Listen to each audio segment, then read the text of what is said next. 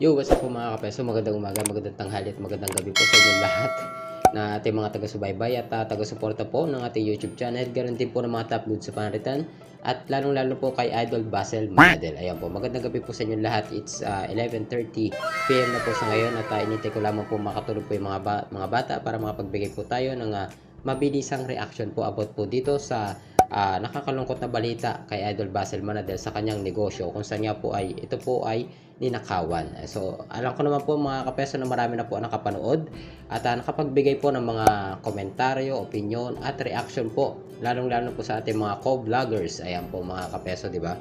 So, ngayon po mga kapeso ay marami rin po ang nagtatanong kung ano daw po ang magiging reaction dito ni Kapeso. Ayan po, kaya nakakatuwa at marami po nag-PPM po sa atin about po dito. So, ayon po sa napanood ko at ayon din po sa nagbigay sa atin ng opinion at komentaryo via personal message, ayan po, ay halos hindi po kami nagkakalayo ng opinion o kaya representasyon about po sa nangyaring ito kay Idol Basel Manadel sa kanyang negosyo. So dito po mga kapeso ay magbibigay lamang po tayo ng mabilisang reaction at representasyon at magbibigay po tayo ng 5 representasyon about po dito sa pangyayaring ito mga kapeso. So okay, so ito po yung binigay po sa atin na opinion ng ating nagmamahal po sa atin mga kapeso, na nakakalungkot lang isipin mga kapeso na alam niyo yung tipong nandahal kay Idol Basel Manadel sa pagsuporta at pagdepensa po natin sa kanya ay inuulam po tayo ng mga biyaya mga kapeso, hindi po ba, sa pagtatanggol natin sa kanya, pagbibigay ng reaksyon ang may paglaban ang kanyang pangalan at reputasyon. Hindi po ba mga kapeso, laban po sa mga taong gumagawa ng mga kung ano-anong paninira, laban po sa kanyang pangalan at sa kanyang negosyo. So sa kabila po nun, nakakalungkot isipin na nangyayari po itong mga ganitong bagay sa kanya, lalo na po sa ngayon na kabilat kanan po yung ginagawa niyang negosyo upang makatulong po sa ating mga kababayan Pilipino. So dito po mga kapeso, sa nangyaring ito ay meron lamang akong 5 representasyon. Ganun na rin po yung nagbigay po sa atin ng mensahe, personal message, na nagmamahal po sa atin at sumusuporta po sa atin at ang mga kababayan po nating OFW sa ibang bansa, ay hindi po kami nagkakalayo kung ano nga po itong mga representasyon at opinion ko about dito. So, okay, bibigyan po namin kayo ng 5 representasyon mga kapeso. So, number 1 po, ito po yung sabi ng ating kababayan mula po sa ibang bansa. So, sabi niya, the vulgar knows YOLO very well kasi alam niya kung nasaan ang mga CCTV. Yes po, tama po yun. Kasi maaaring isa po itong nagpapanggap na customer upang malaman niya ang bawat mga security system sa negosyo po ni Idol Basel Manadel. At maaaring hindi lamang isang araw, kundi ilang araw niya itong pinag-aralan mga kapeso, hindi po ba? Kasi sa napanood po natin na video na inilabas po ni Idol Basel Manadel, ay bawat CCTV po ay alam niya at lahat po ay itinwist niya upang hindi siya mamukaan at hindi siya makilala. Pero ang unang-unang representasyon ko po dito mga kapeso, sabi ko nga, kung susugod ka sa isang laban, ay dapat may dala kang bala. Hindi po ba? Hindi yung sugod ka lamang ng sugod na hindi mo pinag-aaralan. Although sa ginawa niyang ito, na mapapansin po natin na pinagplanuhan, pinag-aralan niya itong kung sino man itong bobong ito na bigla-bigla na lang pumasok din sa isang lungga na hindi niya alam yun na possible na pwede mangyari. Hindi po ba mga kapeso, na siguro ay ang pagkakaalam niya is na pag-aralan niya na ng todo. So may pagkakamali rin po dito itong taong to, kasi alam niyo kung bakit hindi niya napag-aralan ng maayos yung sarili niya. Kasi alam niyo kung bakit mga kapeso, kung gaano niya ilang araw na pinag-aralan itong mga security system ng negosyo ni Idol Basel Manadel, ay doon naman ay hindi niya pinag-aralan yung sarili niya bago niya pasukin on that time yung negosyo ni Idol Basel. Kasi alam niyo mga kapeso, kung ikaw talaga ay professional o high-end na magnanakaw, ay dapat yung ang una mong ifo-focus bago ka lumusob sa isang laban o bago ka pumasok sa isang lugar na iyong pagnanakawan, ay dapat pinag-aaralan mo ng maayos yung iyong physical appearance o yung iyong itsura mismo. Hindi po ba? Kasi sa ginawa mong yung pumasok ka nga bigla, hindi po ba? Nalaman mo nga yung mga CCTV, tinwist mo nga para hindi ka makilala, pero hindi ka naman nag-ingat sa sarili mo kung sino kang bobo ka. Hindi po ba mga kapeso, na pumasok din sa negosyo ni Idol Basel Manadel upang gawa ng kalokohan ng kanyang negosyo. Kasi pumasok ka na hindi ka man lang nag-isip kung ano ba yung tunay mong itsura nung time na yon. pumasok ka, naka ano ka lang, hindi ka man lang, kumbaga pumasok ka, hindi mo lang tiningnan yung sarili mo. Hindi ka muna nagsalamin sa inyo bago ka umalis at tiningnan yung sarili mo kung hindi ka ba talaga totally makikilala. Hindi po ba mga kapeso? Kasi pumasok ka, dapat nag long sleeve ka lang muna, di ba? Kung ikaw ay talagang professional na magnanakaw, di po ba mga kapeso? Pumasok ka bigla pero nagbigay ka naman ng palatandaan para makilala ka at matrace ka. Gaano ka kabobo kung sino man yung magnanakaw na ito, hindi ba mga kapeso? Hanggang pagnanakaw yung intention mo dyan, hindi po ba mga kapeso? Kasi sa nakikita ko, hindi ganun eh. Parang iba. Yun lang naman is representasyon ko mga kapeso. Kumbaga yung pinaka-instinct ko. Kasi kung ikaw, isang magnanakaw o kung ano pa man, dapat nag-isip ka ng maayos. Total, pinag-aralan mo na naman ng ilang araw siguro yung mga security system ng negosyo ni Idol Basel Manadel, hindi mo naman pinag-aralan yung sarili mo, di ba? Kinilala mo at sinaulado mo ang bawat sulok ng kanyang negosyo, pero yung sarili mo, hindi mo muna pinag-aralan bago pumasok dyan sa kanyang negosyo para gawa ng kalokohan. Hindi po ba mga kapeso? So masasabi ko sa iyo, hindi ka professional na magnanakaw. Parang gumawa ka lang ng isang parang nag-iwan ka lang ng kaunting lamat, hindi ba? Para manakot. Parang gano'n lang mga kapeso. Parang gano'n na yung tingin ko mga kapeso eh. Kasi yun nga, sabi nga ni Idol Basel Manadel, ikaw naman yung tipong parang batang-bata pa at alam mo yung tipong kaya naman magtrabaho. Hindi po ba mga kapeso? Siguro kung talagang ikaw ay salat sa buhay, dapat ang inisip mo na lang ay kung ikaw ay salat sa buhay, kung nanonood ka man sa ngayon, dapat ang ginawa mo na lang humingi ka na lamang ng tulong kay Idol Basel Manadel. Hindi po ba mga kapeso? Pero isa lamang din yung masasabi ko sa iyo. Kasi ang unang requirements kay Idol Basel Manadel ay nilabag mo. Kasi alam mo na yun, sa requirements ni Idol Basel Manadel, upang para matanggap ka niya sa kanyang trabaho at mabigyan ka ng stable at permanenteng trabaho, ay kailangan meron kang 4 na kategorya. At naulit ko na nga po yung dati sa inyo mga kapeso.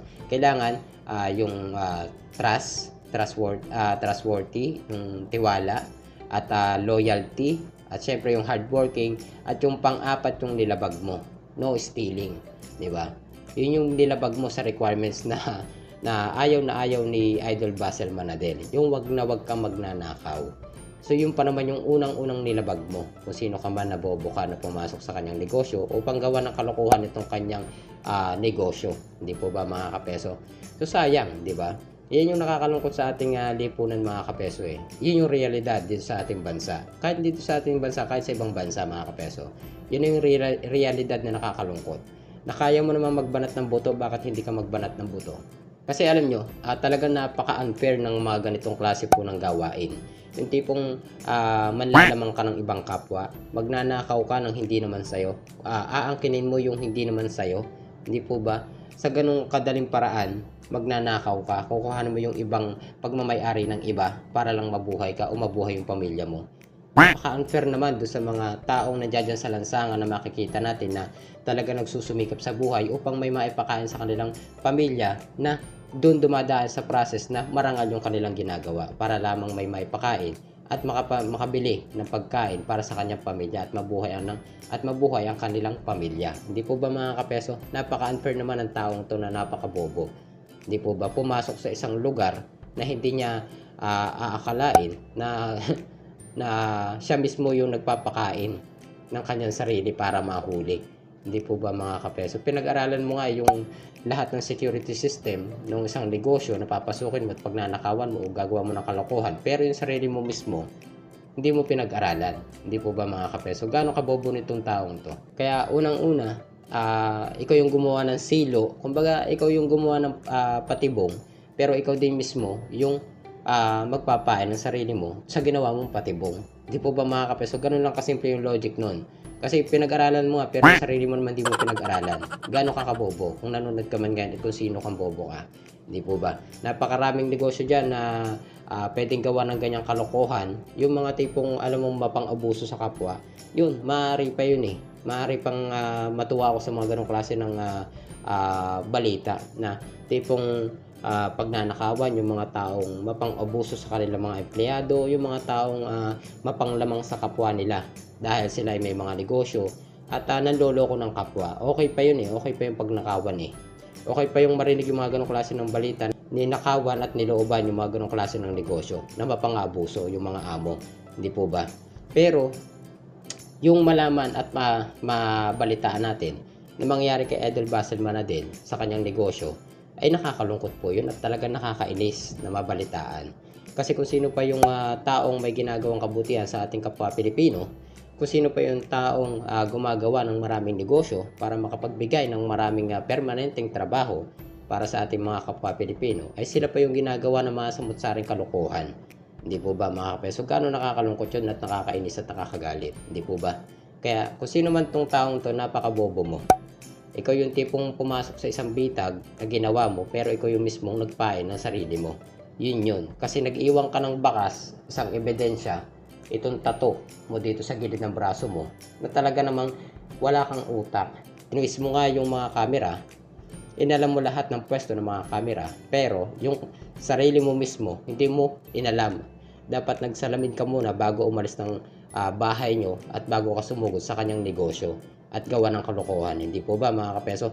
So okay, so yun po yung number 1 mga kapeso. Pinag-aralan niya, pero yung pinag-aralan niya negosyo ni Idol Basel Manadel, pero yung sarili niya hindi niya pinag-aralan. Gaano siya kabobo? Hindi po ba mga kapeso?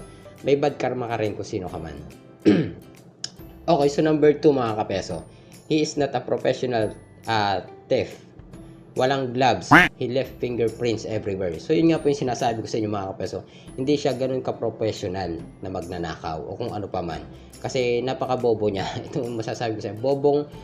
Bobong magnanakaw. Kasi sa halip na ang ginawa mo kasi, pinag-aralan mo nga yung negosyo ni Idol Basel, lahat ng security system, pero yung sarili mo bago ka umalis ng bahay, hindi ka muna nagsalamin. At inalam yung sarili mo kung tama ba yung kasuotan mo bago ka lumusob sa isang gagawin mong kalokohan. Hindi po ba? Dapat nag-long sleeve ka man lang para hindi ka makilala. Nag-mask ka nga, pero yung pinakatattoo mo dito ay napakalaking ebidensya para laban sa'yo, para mabilis kang matrace at mahuli.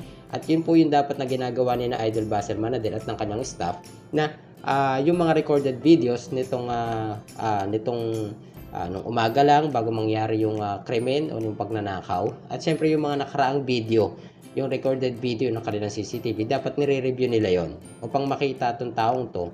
At malay naman natin, hindi po ba, na kung talagang pabalik-balik siya bilang isang customer o nagpapanggap na customer sa kanyang negosyo, ay makita natin doon sa mga video na yon na mapansin natin yung tattoo niya. Hindi po ba mga kapeso? Napakalaking bagay po nung para mahuli itong taong to.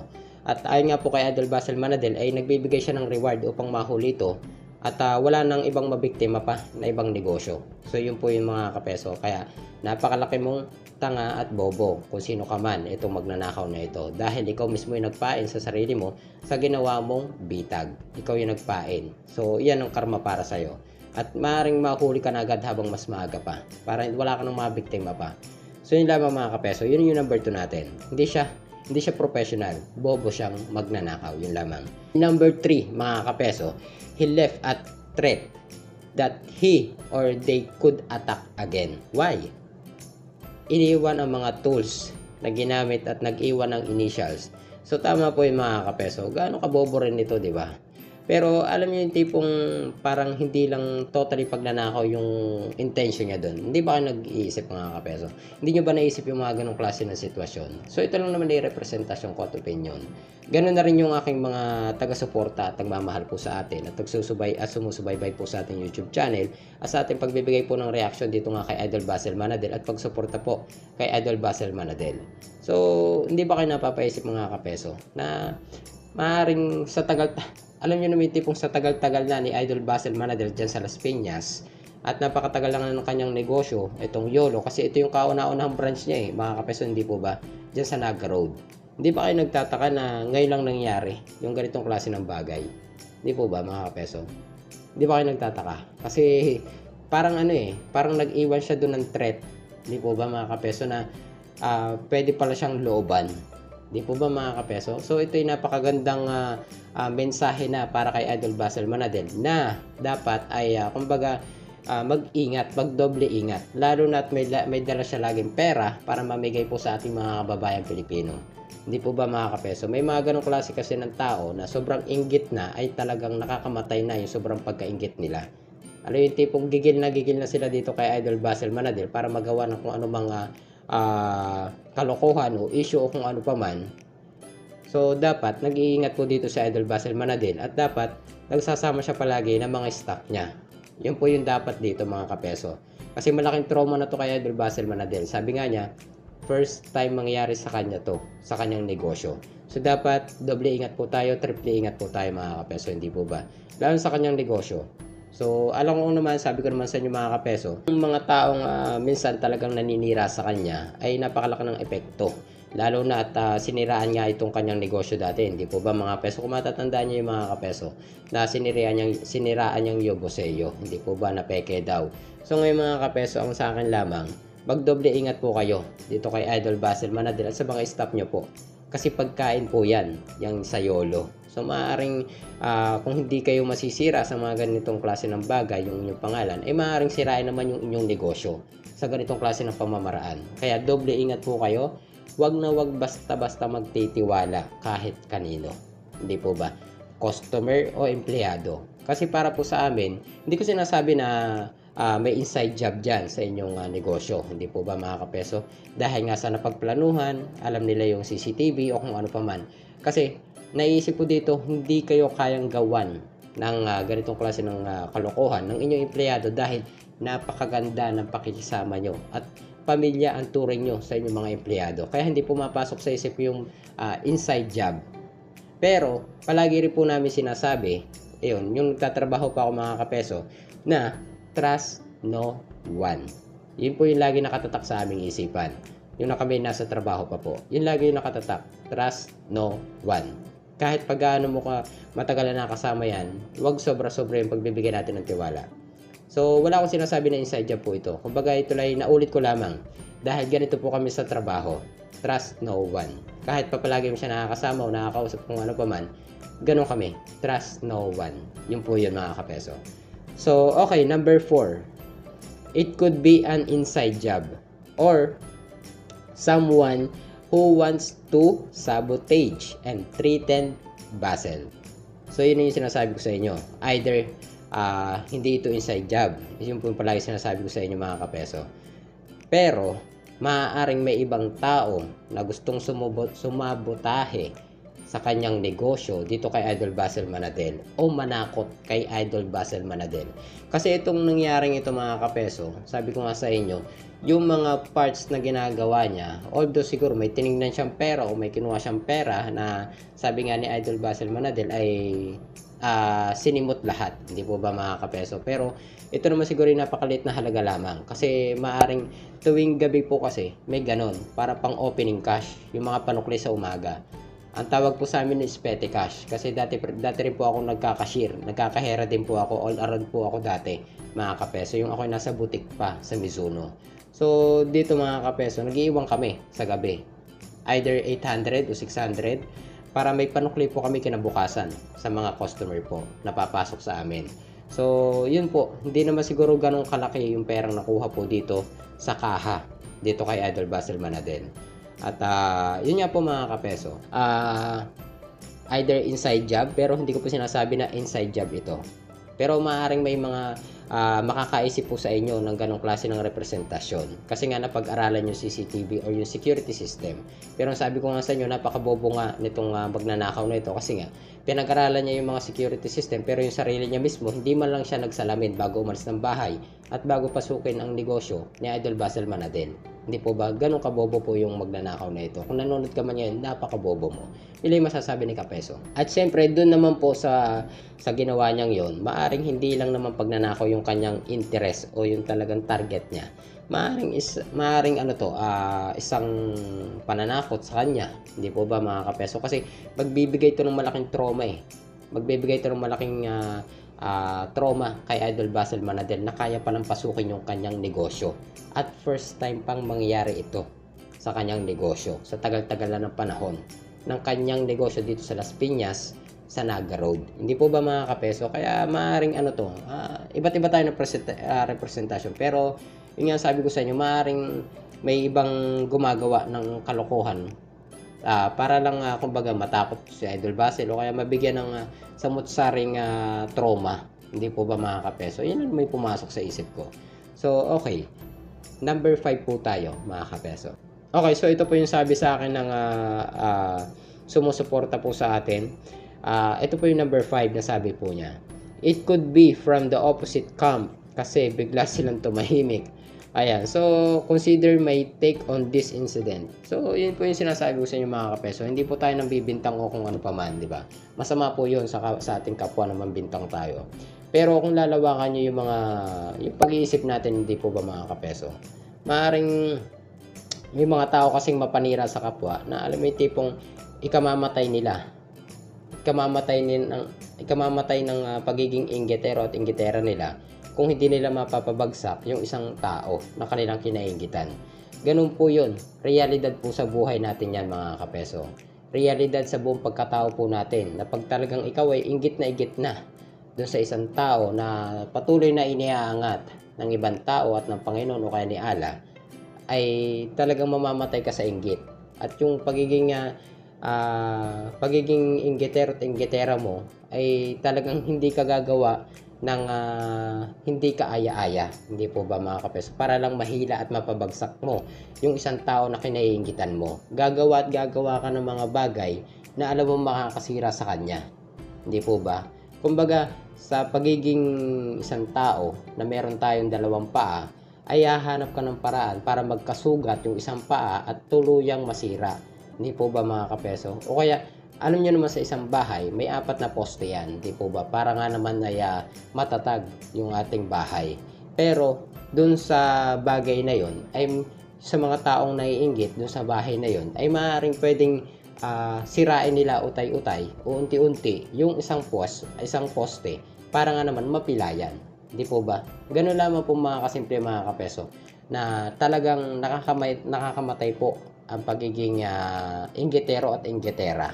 Yun po yung possible na nakikita ko po dito mga kapeso. Kasi sa tagal-tagal na po ng panahon, hindi naman po nangyayari ito kay Idol Basel Manadel sa kanyang negosyo. Hindi po ba? Wala tayong pinagbibintangan o kung ano pa man. Kasi masama po sa kapwa yun. Pero kung lalawakan natin yung pag-iisip natin, parang hindi lang yun yung intention ng taong to eh. Nung gumawa na to. Maaaring sabihin natin sige, dahil pandemic, halos lahat hirap, halos lahat naghihikahos, hindi po ba? Pero alam mo yung tipong sa dami ng negosyo na pwede mong tirahin, kay Idol Basel pa. Hindi po ba mga kapeso? Sa tagal-tagal na ng negosyo ni Idol Basel dyan, wala namang gumagawa ng ganyang kalokohan. Dumaan man ang pandemic o nung hindi pa pandemic, hindi po ba mga kapeso? Kaya nakakapagtaka lang, hindi po ba? At saka kung titingnan mo yung mga anggulo, maaring gumawa na siya ng ganong kalokohan o eksena na parang pagnanakaw yung kanyang palabasin, pero maaaring may kaunting pananakot din, di po ba? Siyempre matatakot ka dyan dahil napasok na yung negosyo mo, di po ba mga kapeso?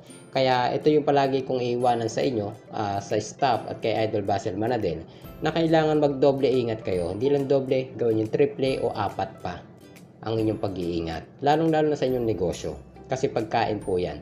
Maaaring hindi nga masira yung pangalan nyo, pero yung negosyo nyo ay maaaring masira ng ibang tao. So yun palagi po yung tatandaan nyo. So okay mga kapeso, yun lamang po, palagi po kayo mag-iingat. Nakakalungkot mang isipin na nangyari ito sa taong may kabutihang puso para sa ating kapwa Pilipino. Sa kabilang banda naman po, ay hindi ito yung time na kaya nyo pabagsakin si Idol Basel Manadel o kaya nyo sirain si Idol Basel Manadel. Hindi po ba?